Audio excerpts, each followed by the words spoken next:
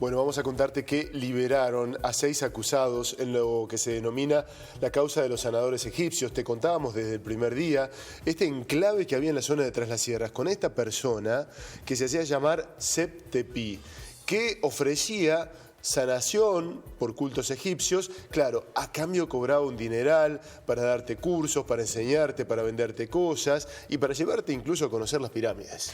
Bueno, una estafa que dimos a conocer y que está teniendo sus resoluciones en términos judiciales. Lo decías, Pablo, liberaron a los 6 imputados en la causa y también la mujer, Liliana Dario Merlo, bueno, que ha sido liberada a partir de una fianza. Vamos a chequear eso con su abogado. Le damos la bienvenida al doctor Mario Ponce. Mario, buenas noches. ¿Cómo le va?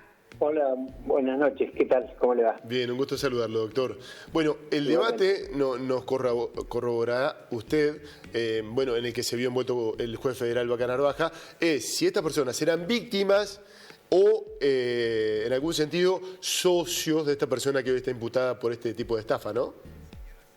Claro. Bueno, el vuelco de la causa se realiza a partir de la denuncia que formulé yo en primer término en el mes de noviembre, entendiendo que se había producido un hecho que está calificado como trata de personas.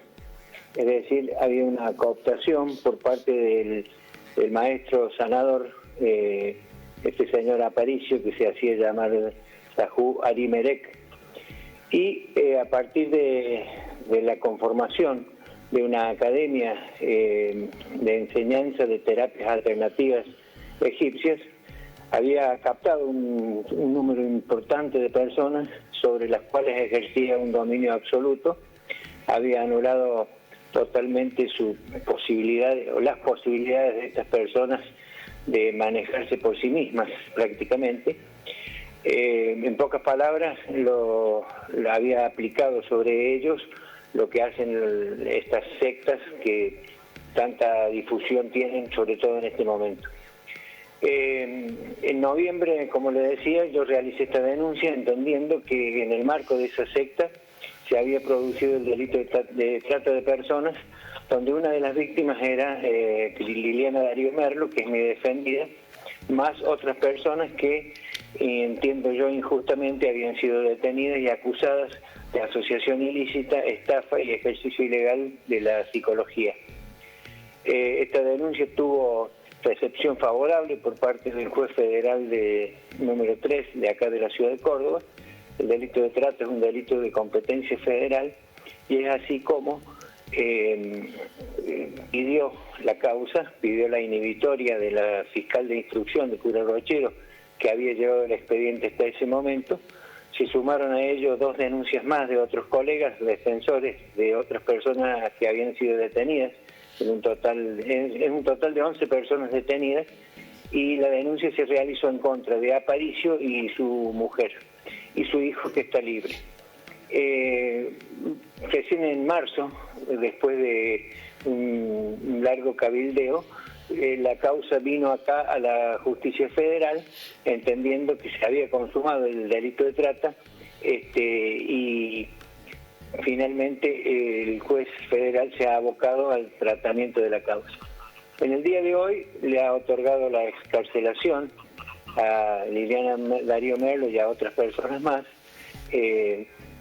sin perjuicio de que va a seguir investigando los hechos por los cuales han sido detenidas y también, por supuesto, lo que él ya ha prevenido que existía, que era el delito de trata de personas. Bien, o sea que la justicia provincial y el magistrado federal coinciden en esto, ¿no? Que usted decía recién que estas personas están siendo o han sido víctimas de trata de personas.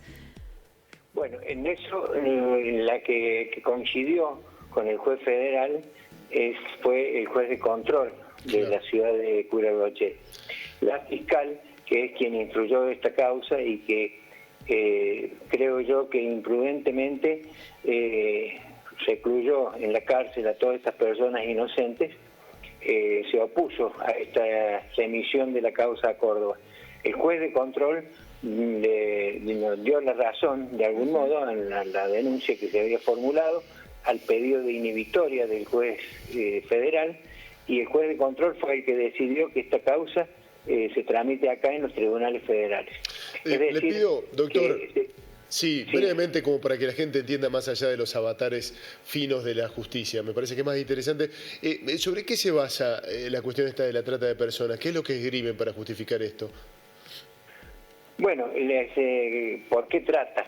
Porque en primer lugar, todas estas personas, Darío Merlo no había llegado al punto de concurrir al lugar, pero todas estas personas estaban siendo sometidas a una explotación laboral en la ciudad de Curahuachero, en un paraje que se llama Pozos Azules, en una propiedad que era de este señor Aparicio, donde los había sometido a trabajar de una manera prácticamente rayando a la esclavitud, de sol a sol, impidiéndoles la comunicación entre ellos, por supuesto no pagándoles, sino que les hacía pagar por su permanencia y su trabajo en el lugar, y viviendo en un lugar en condiciones prácticamente inhumanas, porque no tenían los más mínimos servicios e incluso la imposibilidad de salir del lugar.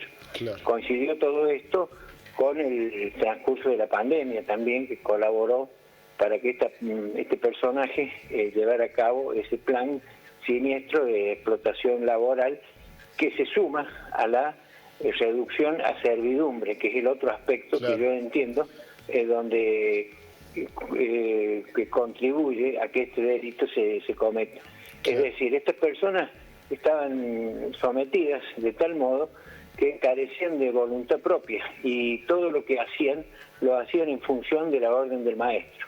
En el caso de Darío Merlo también, y yo le decía que no viajó a Pozos Azules a instalarse, pero sí, hasta el día anterior tenía la decisión, ya había sido convencida, porque este Aparicio les había dicho que se terminaba el mundo con motivo de la pandemia, y que había que refugiarse en un lugar que tuviera altura porque se iba a inundar la tierra y que ahí iban a estar a salvo. En realidad lo que él perseguía era que se acondicionaran su lugar, que se montara una granja, para lo cual les hizo poner una importante suma de dinero, sumas de dinero que aumentaron todo el perjuicio que les había causado a estas personas, porque durante todos estos años las ha venido sometiendo a su voluntad, haciéndoles pagar cursos, haciéndole pagar viajes, haciéndole pagar curaciones. En definitiva, ha reducido, como dije antes, a estas personas a una situación de servidumbre, a la cual se suma la trata, la explotación laboral. Claro. Doctor, le agradecemos mucho su tiempo. Aclaramos sobre el final que continúan las imputaciones, ¿no?, sobre estas personas. Por ahora continúan imputadas. Yo entiendo que el señor juez federal ha entendido que son víctimas de trata, por lo cual ha pedido la causa, y de tal manera que la mirada que va a tener esta causa de aquí en adelante va a ser muy distinta, y se va a centrar en la reducción a explotación, a servidumbre y laboral que han sufrido estas personas en manos de este sujeto. Gracias, doctor. Que tenga buenas noches. Muy amable. Gracias, muy amable. Hasta luego.